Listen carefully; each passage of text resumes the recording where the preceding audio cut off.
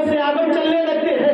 جو لوگ بلانے گئے تھے انہیں میں سے ایک چھوٹا سا بچہ ایک انسان لے کر کے آتا ہے. آنے کے بعد کہتا ہے اے غوث اعظم سنو یہ چھوٹا سا بچہ ہے, اس کے سر پہ ہاتھ رکھ دیجئے اور اس کے ہاتھ میں دعا کر دیجئے. اللہ اکبر.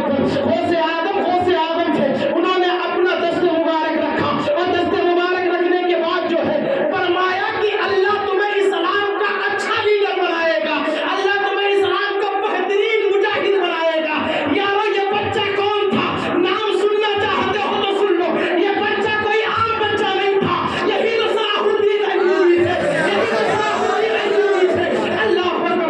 حضرت صلاح الدین ایوبی رضی اللہ تعالیٰ عنہ گویا کسی اور کی دعاؤں کا نتیجہ نہیں تھے بلکہ ہمارے پیران پیر کی دعاؤں کا نتیجہ.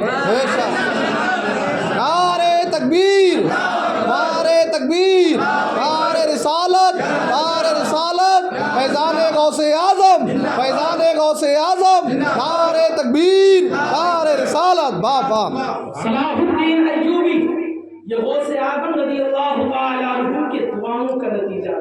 اور جیسی صلاح الدین ایوبی کی عمر گزرتی چلی جاتی ہے حضرت صلاح الدین ایوبی کے دل میں اسلام کی محبت تھی, اسلام کے چاہنے والوں کا پیار تھا.